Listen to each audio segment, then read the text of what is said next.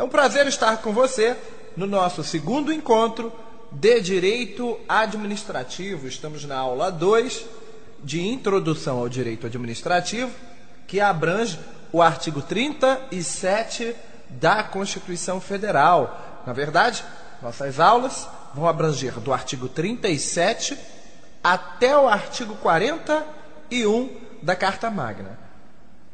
O artigo 37, caput, tema discutido na aula passada, apresentava, entre outras coisas, a figura da administração direta e indireta.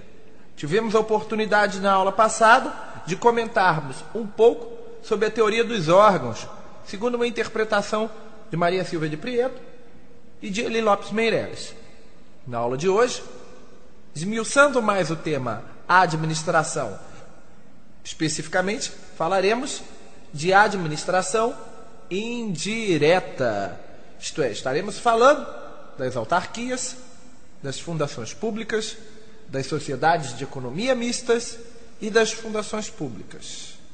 Sabemos, com base no artigo 37, inciso 19, que as autarquias, a primeira dessas figuras, são criadas através de lei específica. Sabemos, através do mesmo artigo 37, inciso 19, que as sociedades de economia mista, empresas públicas e fundações públicas já não são mais criadas por leis específicas. Na verdade, a lei específica há de autorizar a sua criação, há de autorizar a sua instituição. Serão as sociedades de economia mista, as empresas públicas e as fundações criadas pelo Poder Executivo, uma vez autorizadas pelo Legislativo através de leis específicas e criadas através de decreto. Pois bem, dentro de uma estrutura chamada administração indireta, entende-se por administração indireta o conjunto formado por entidades que são dotadas de personalidade jurídica de direito público ou de direito privado. De direito público, inquestionavelmente, as autarquias e fundações públicas.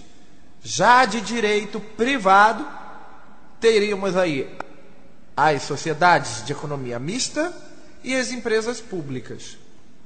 Você deve estar se indagando: Hammurabi, o que é uma pessoa jurídica de direito público? Hammurabi, o que é uma pessoa jurídica de direito privado?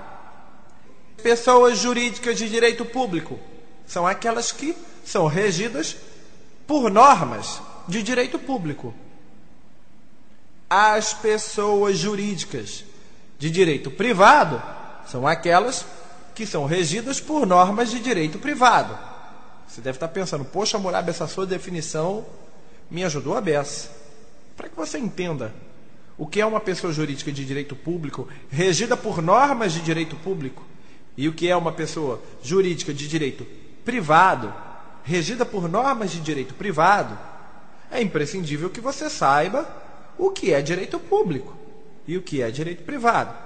Então eu vou fazer uma definição muito rápida, muito simplória, para que você possa entender o que é direito público, o que é direito privado, até porque isso é matéria do direito civil, e aí você se aprofunda na temática pessoas jurídicas, pessoas naturais ou físicas, direito público, direito privado.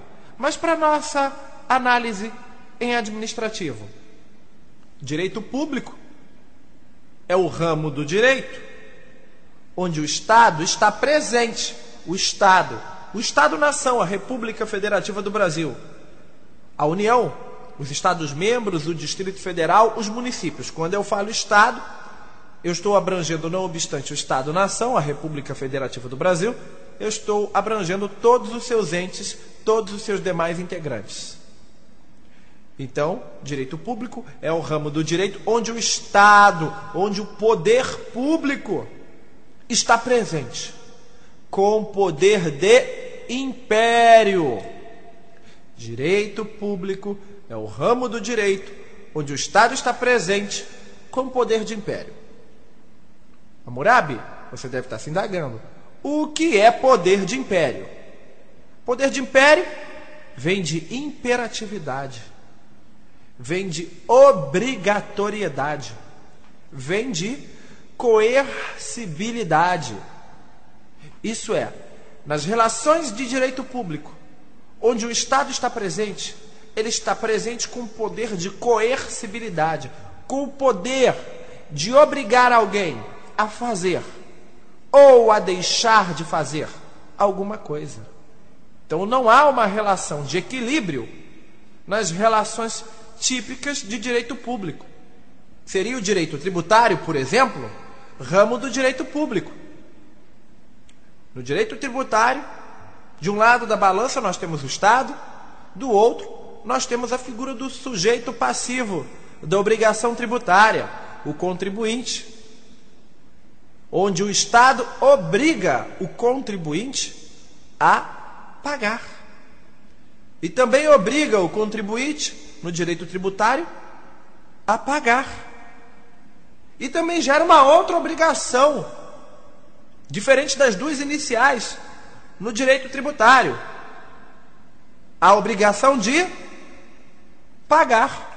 Ora, no direito tributário o Estado está presente, seja através da figura da União, seja através da figura do Estado-membro, do Distrito Federal, dos municípios, obrigando os sujeitos passivos, nós, meros contribuintes, a pagarmos tributo, prestações pecuniárias, compulsórias, cujo valor em moeda possa ser expresso, que não constituam sanção de ato ilícito, cobrados mediante atividade administrativa plenamente vinculada. O Estado está aqui para isso. Há um total desequilíbrio. O Estado obriga você a pagar. Você paga da hora que você acorda à hora que você dorme. Você dormiu, você desliga a sua geladeira para dormir? Certamente que não, né? O compressor da sua geladeira vai continuar funcionando à noite, consumindo energia elétrica. Olha a sua conta de energia elétrica. Você tem lá um percentual, uma alíquota, que gira em torno dos 18% de ICMS, Imposto sobre Circulação de Mercadorias e Serviços. É verdade.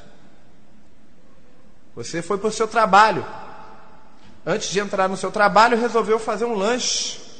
Vou lanchar, vou tomar um café da manhã.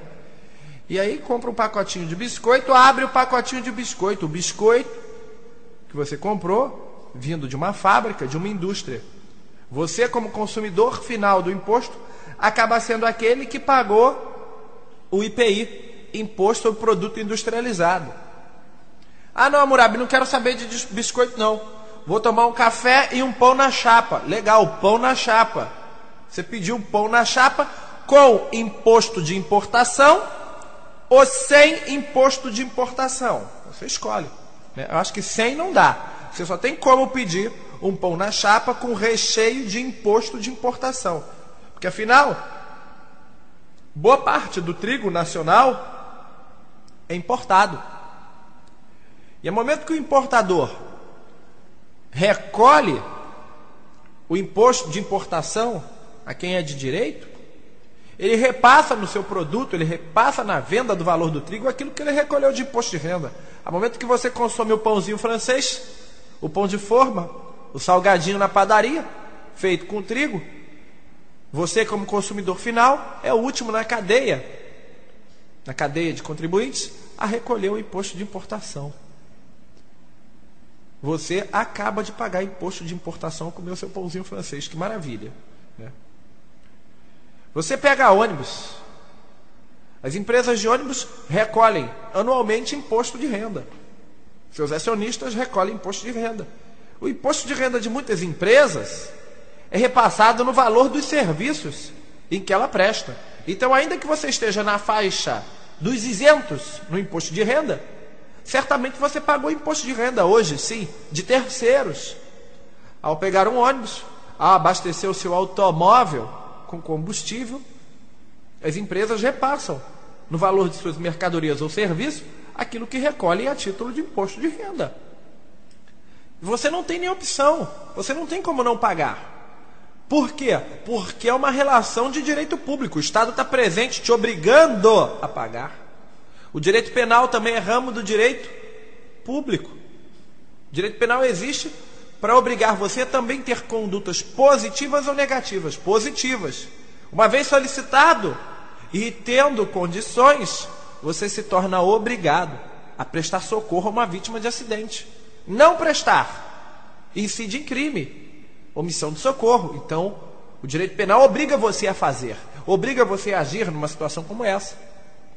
Assim como também obriga você a não agir, a não furtar, a não emitir cheque sem fundo, a não roubar, a não matar, a não fazer tráfico ilícito de entorpecentes, condutas positivas, condutas negativas. Veja que o direito público é o ramo do direito onde o Estado está presente, obrigando você a ter condutas positivas ou negativas. Já o direito privado, não. Alguns dizem que no direito privado o Estado não está presente. Essa é uma análise, por demais, até errada.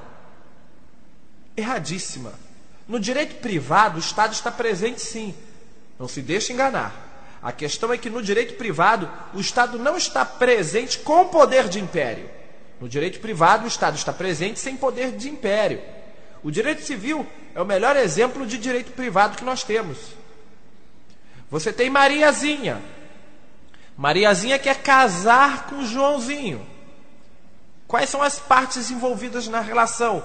Mariazinha e Joãozinho. Mariazinha sentada de um lado da gangorra, Joãozinho sentado do outro lado da gangorra. E quem é que está exatamente no meio da gangorra? Não, não é o pai de Mariazinha, pode ter certeza.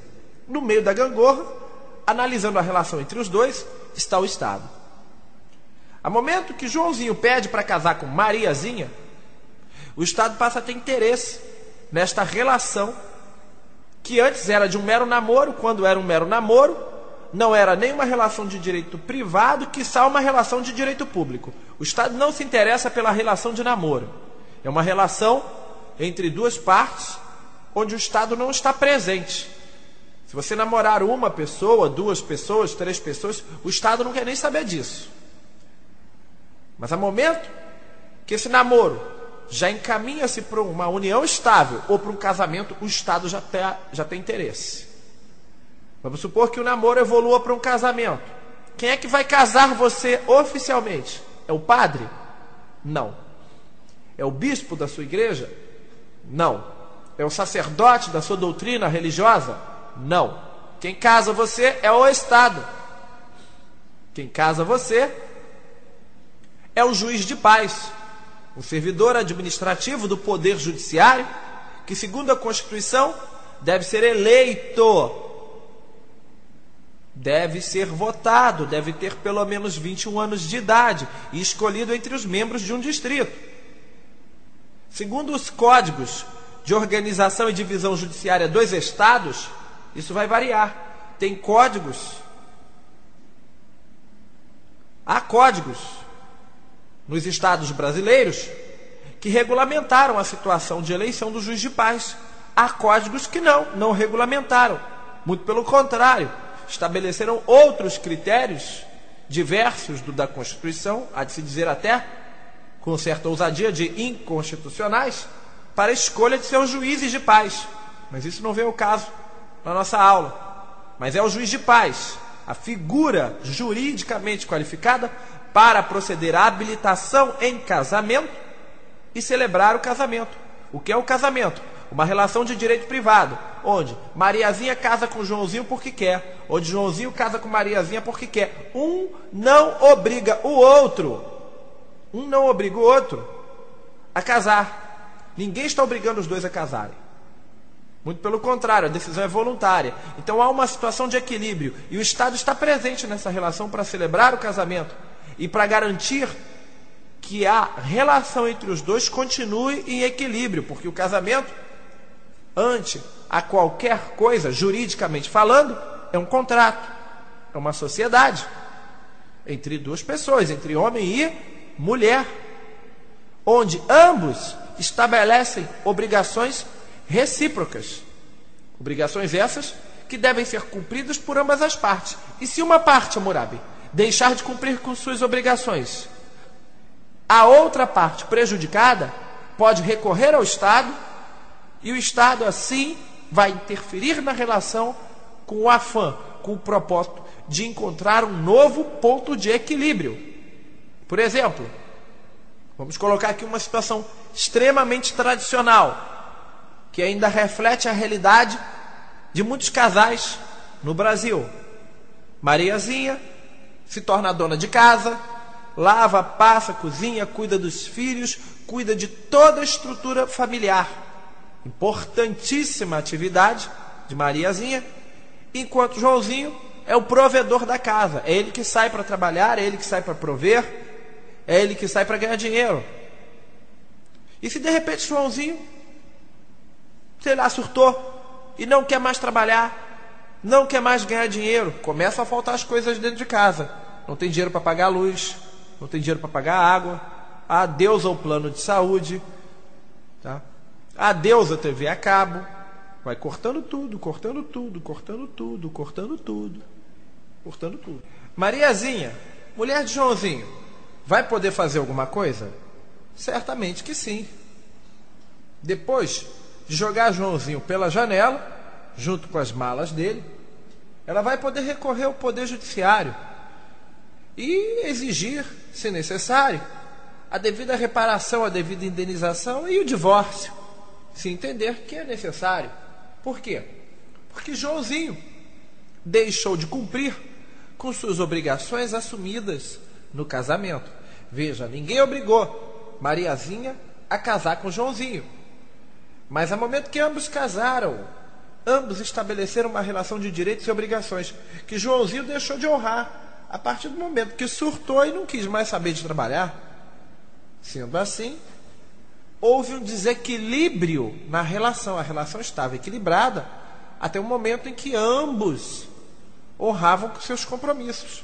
Joãozinho deixou de honrar com seus compromissos, ocorre um desequilíbrio na relação. Nesse momento, Mariazinha recorre ao Estado e o Estado se faz presente, se necessário separando o casal, dando o divórcio, restabelecendo assim o equilíbrio, criando, na verdade, um novo ponto de equilíbrio para essa relação. Veja então que o direito privado, nesse exemplo, é um ramo do direito onde o Estado sempre esteve presente na relação de Mariazinha e Joãozinho, mas nunca interferiu enquanto a relação estava equilibrada. Quando ocorreu um desequilíbrio na relação, o Estado criou um novo ponto de equilíbrio. Por assim dizer, então, pessoas jurídicas de direito público são regidas por normas onde o Estado vai estar presente, obrigando essas pessoas jurídicas a agirem ou a não agirem, a fazerem ou a deixar de fazer alguma coisa. Já as pessoas jurídicas de direito privado possuem uma liberdade um tanto quanto maior de ação. Estão regidas por normas de direito privado, onde o Estado também está presente, mas não de uma forma coercitiva, não de uma forma arbitrária, não de uma forma tão cogente assim. Então são as entidades da administração pública, autarquia e fundações públicas, pessoas jurídicas de direito público.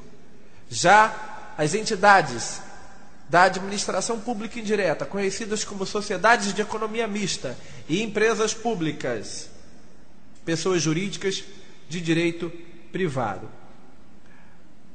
As instituições cujas características são, na verdade, as 4 que eu acabo de citar, instituições cuja característica fundamental é assessorar a administração pública, especificamente a administração pública direta, na disponibilização de serviços de utilidade ou necessidades públicas. As entidades da administração indireta são pessoas jurídicas diretamente presentes no nosso cotidiano. Não se esqueça disso, caro ouvinte, que atuam em nome da administração pública, operando serviços em diversas áreas, tais como educação, área financeira, área de pesquisa, área cultural, entretenimento e outras. Eu poderia citar para você como exemplo de entidades da administração indireta de natureza autárquica, autarquias. O Banco Central do Brasil. O Banco Central do Brasil é uma autarquia. O Instituto Nacional de Seguridade Social, o INSS, também é uma autarquia. A Superintendência de Seguros Privados, a SUSEP, também é uma autarquia. Já com natureza fundacional, já as fundações públicas, citaria para você a Fiocruz, Fundação Oswaldo Cruz, o IBGE, Instituto Brasileiro de Geografia e Estatística, a FIA no Rio de Janeiro, a Fundação da Infância e da Adolescência, a Biblioteca Nacional, a Fundação Teatro Municipal do Rio de Janeiro. Temos aí bons exemplos de fundações. Já como empresas públicas, eu citaria a CEF, a Caixa Econômica Federal, ela é uma empresa pública.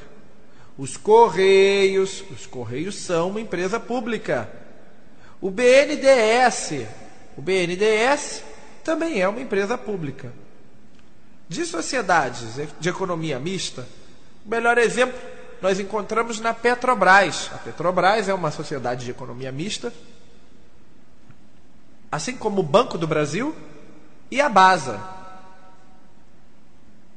As entidades da administração indireta formam um grande complexo descentralizado. Como vimos na aula passada, nascem de um processo de descentralização, cujo vínculo estabelecido para com a administração direta há de ser um vínculo finalístico, não mais hierárquico. Dentro da análise específica das características de cada uma das entidades da administração indireta, eu posso citar, a começar das autarquias. Vamos lá. Veja comigo, acompanha comigo as características da autarquia. A primeira delas, as autarquias exercem atividades exclusivamente públicas. Isso é, atividades que deveriam necessariamente ser desempenhadas pela administração direta do Estado, mas que o Estado opta para justamente dar maior celeridade a essas atividades, para diminuir o processo de burocratização que ocorre no exercício dessas atividades. O Estado outorga essas atividades para as autarquias. Então, a autarquia exerce atividade exclusivamente pública. Segunda característica é que a autarquia necessariamente não tem fins lucrativos, ela é desprovida de fins lucrativos, assim como uma fundação pública. A fundação pública, veremos mais adiante, também não tem fins lucrativos. O que não poderemos dizer das sociedades de economia mista e empresas públicas, que terão atividades de natureza econômica, de caráter econômico. Voltando para a autarquia, as autarquias são criadas por lei específica, e somente a autarquia é criada por lei específica. Segundo o artigo 37, inciso 19, somente por lei específica será criada a autarquia, e é autorizada a instituição de sociedade de economia mista, empresa pública e fundação. Veja bem, cuidado para não confundir. O artigo 37, inciso 19, não informa que a lei específica há de criar sociedades de economia mista, empresa pública e fundação. Não. A lei específica, que é uma lei que trata de um único tema, aborda apenas um tema, por isso específica, cujo quórum é uma maioria simples ou relativa. A lei específica, que para ser aprovada precisa de 50% mais um dos votos dos membros presentes em uma sessão de determinada casa legislativa, a lei específica não vai criar sociedades de economia mista, empresa pública e fundação. Não, ela só cria autarquia. Ela autoriza a instituição destas três últimas que eu acabo de citar. Ela autoriza o Poder Executivo a criar sociedades de economia mista, empresa públicas e fundações. E o Poder Executivo fará através de um ato administrativo chamado decreto. Então, dando sequência na análise das características das autarquias, informa você que a autarquia é criada por lei específica. Possui a autarquia, justamente por desempenhar atividades exclusivas do Estado, atividades típicas de Estado, e por não ter finalidade lucrativa, eu posso dizer a você com toda precisão que elas têm personalidade jurídica de direito público. Possui também a autarquia patrimônio próprio. Os bens que integram seu patrimônio a ela pertencem, não pertencem a terceiros.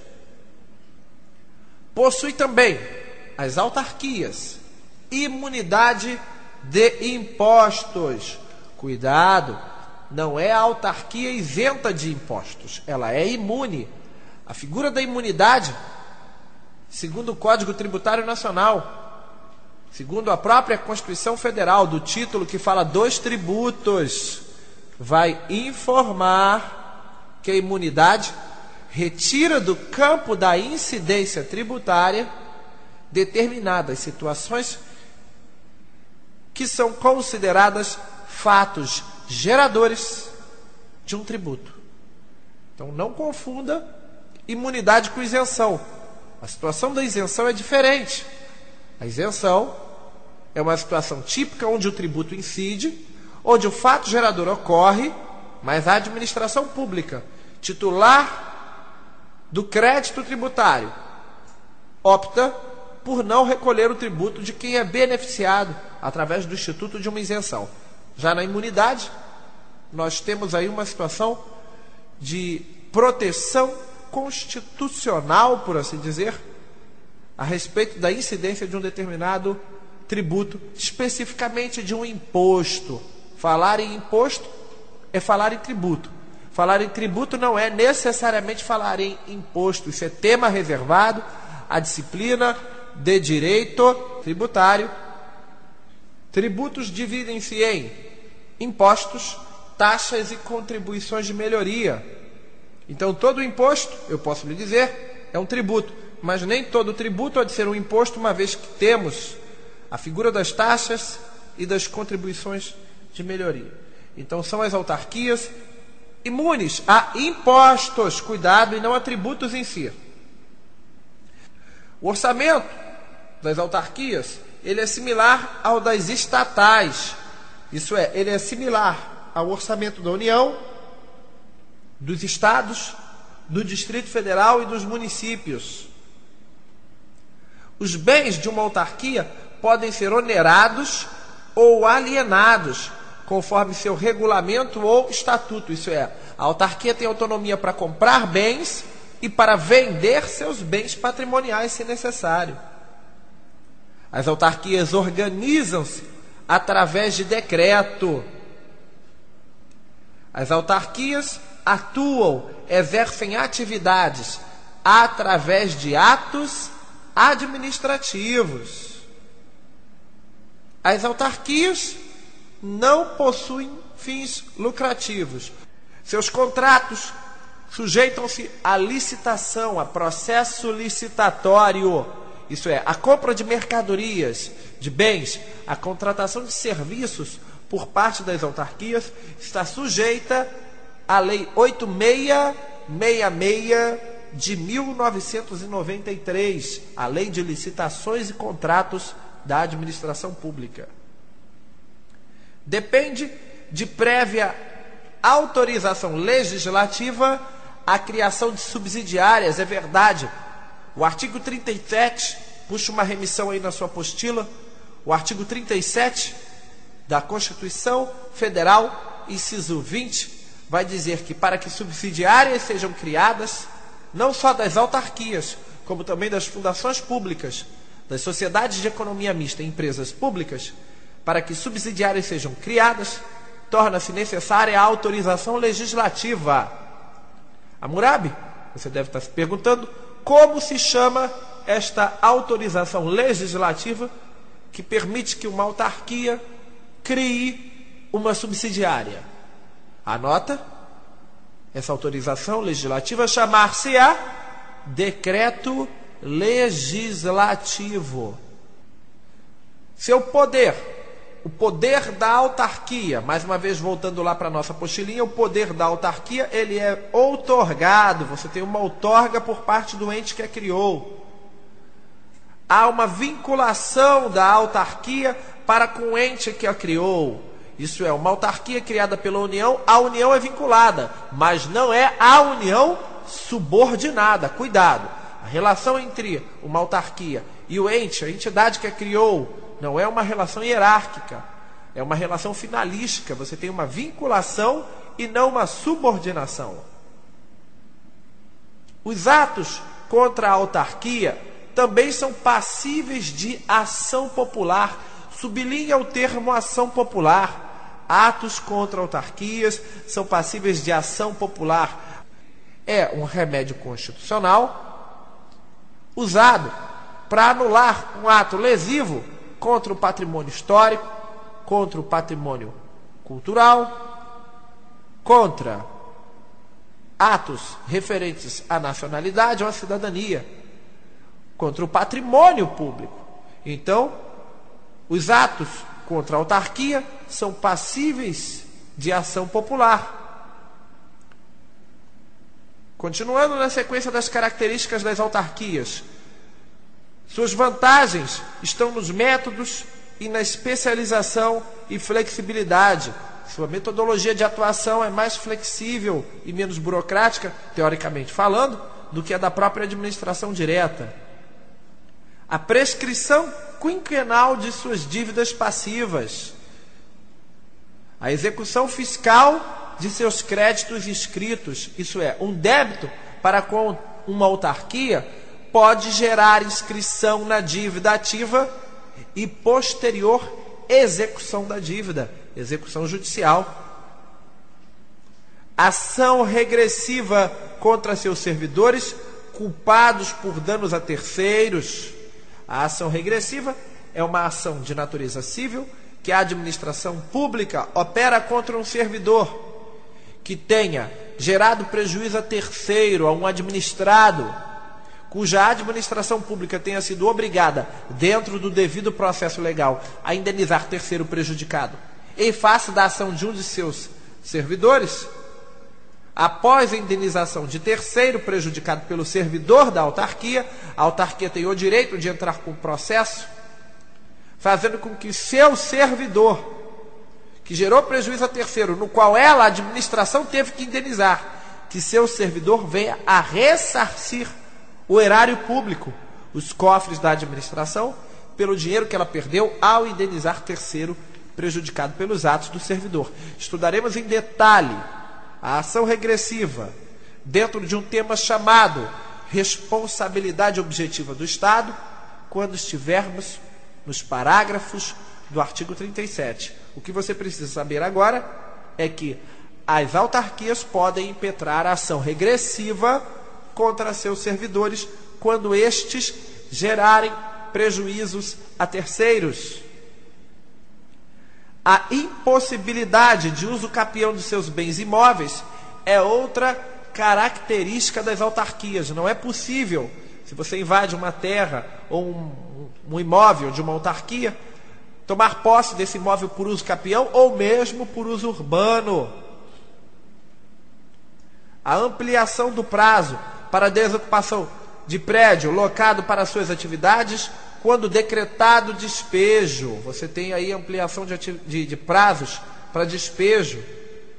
A não sujeição ao concurso de credores ou habilitação de crédito em falência, concordata ou inventário para a cobrança de seus créditos, salvo para estabelecimento de preferência entre as instâncias da fazenda pública. Isso é, uma autarquia quando é credora de débitos de uma empresa, por exemplo, que venha ter decretado a sua concordata ou falência, não se habilita num concurso de credores, ela é credora preferencial.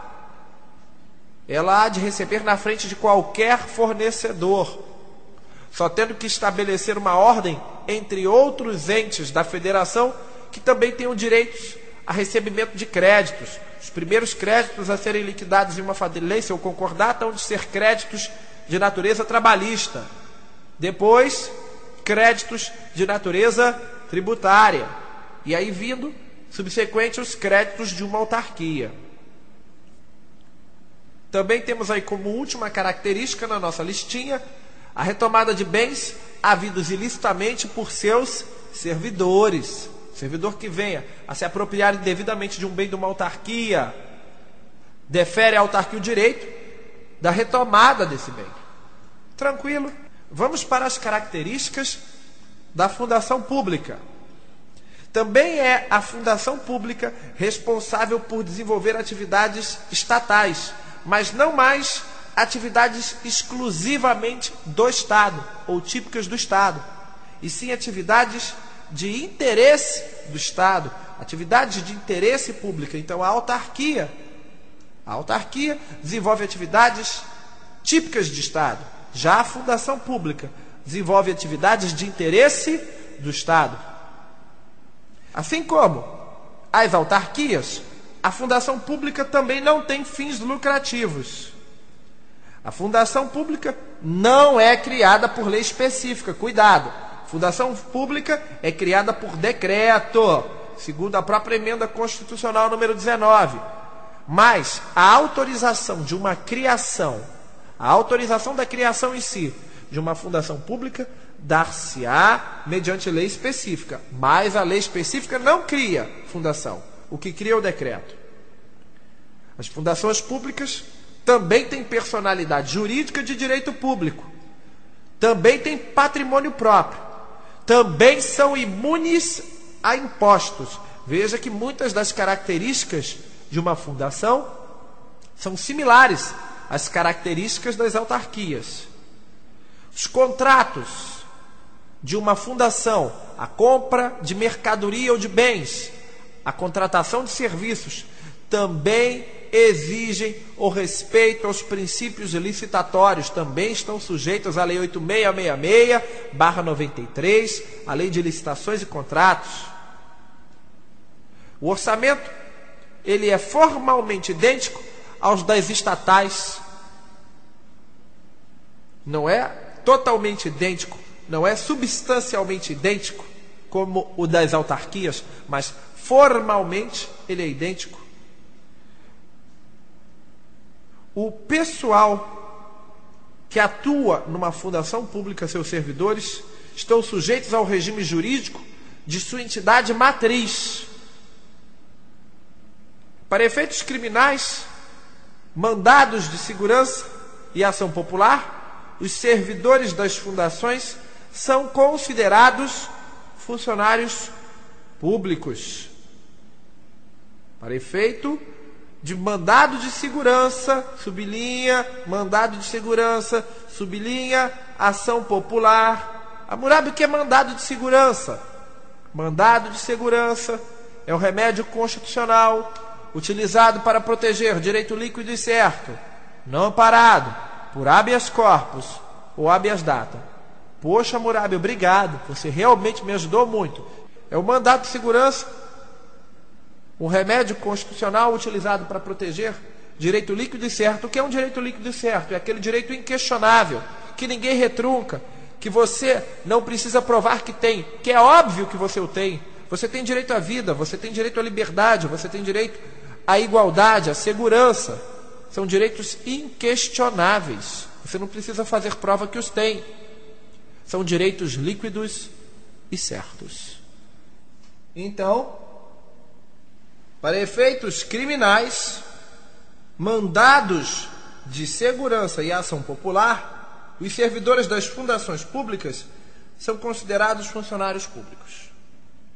Pois bem, podemos entrar agora nas características específicas das empresas públicas. Você vai notar certas similaridades com as sociedades de economia mista. Acompanha comigo na sua apostila. Empresas públicas são pessoas jurídicas, mas agora de direito privado. Enquanto autarquias e fundações eram pessoas jurídicas de direito público, as empresas públicas, assim como sociedades de economia mista, hão de ser pessoas jurídicas de direito privado. As empresas públicas, assim como as sociedades de economia mista, hão de desenvolver atividades de natureza econômica. Estão regidas por preceitos comerciais. As empresas públicas admitem qualquer forma societária, inclusive SA. Cuidado com isso aí na sua prova. Empresa pública admite qualquer forma, comandita, limitada, até mesmo SA. Já a sociedade de economia mista, não. Então, veja, estamos traçando um paralelo aqui com a sociedade de economia mista. As sociedades de economia mista só existem sob uma forma societária, a sociedade anônima, tá? Regida sob a Lei 6404, a Lei das Sociedades Anônimas, muito estudada pelos amigos contadores. O capital de uma empresa pública, ele é 100% público, mesmo que não esteja na mão de um único ente da federação. Isso é, uma empresa pública pode ter parte de seu capital social na mão da União, parte do capital social na mão de um Estado, parte do seu capital social na mão de municípios. Não importa. Veja, todos esses que eu acabo de citar são entes da administração indireta, são ligados ao poder público, então todo o capital da empresa pública está na mão do poder público, não está na mão de particulares. Então, 100% do capital de uma empresa pública está na mão do poder público, o que não quer dizer necessariamente que está na mão de um único ente da federação. A sua autorização de instituição se dá através de lei específica, mas a criação de uma empresa pública se opera através de decreto. Também tem a empresa pública patrimônio próprio. Admite a empresa pública diversas formas de controle pelo Estado, isto é, admite o controle administrativo, admite o controle financeiro, admite o controle jurisdicional, admite até mesmo o controle de natureza parlamentar. Seu patrimônio, sua direção e fins estatais, por isso, são controladas pelo Estado. O patrimônio de uma empresa pública é destinado a servir ao Estado, por isso, pelo Estado, é controlado.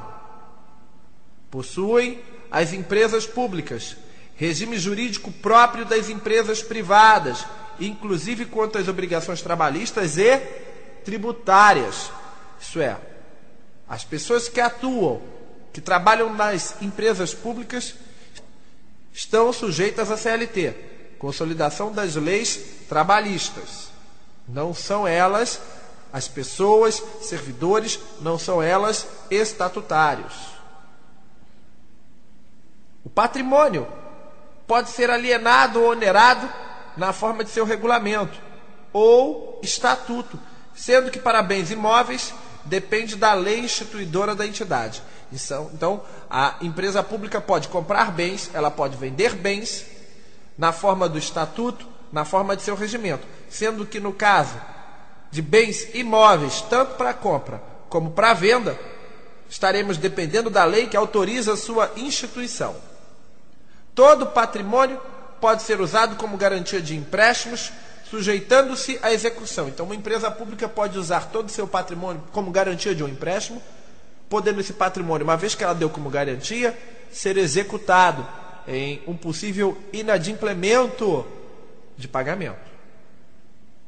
E para finalizar a nossa audioaula de hoje, a nossa audioaula número 2 de Direito Administrativo, falando das entidades, das características das entidades da administração indireta, chegamos na sociedade de economia mista, que tem personalidade jurídica de direito privado, já falamos disso, que tem atividade econômica, também já falamos disso, que é sempre uma sociedade anônima, já sabemos disso. Já o seu capital, seu capital, ele é público e privado. No mínimo, 51% do capital integrante, do capital social de uma sociedade de economia mista está na mão do poder público. E, no máximo, 49% estão na mão de particulares. Você os encontra nas bolsas de valores. Os atos dos dirigentes das sociedades de economia mista são considerados atos de autoridade para fins de mandado de segurança. Então, os atos das autoridades, presidentes, diretores de sociedades de economia mista, sob esses atos, são passíveis mandados de segurança. Caro ouvinte da Rádio Concursos, podemos dar assim por encerrada a nossa aula número 2 de Direito Administrativo, quase fechando o caput do artigo 37 da Constituição.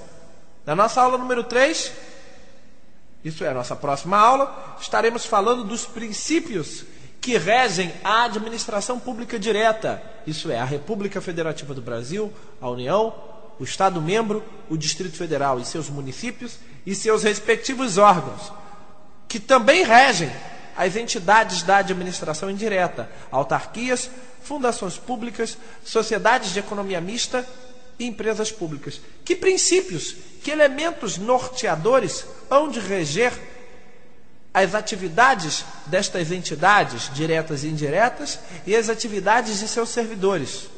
São eles os 5 principais: a legalidade, a impessoalidade, a moralidade, a publicidade e a eficiência. O famoso LIMP.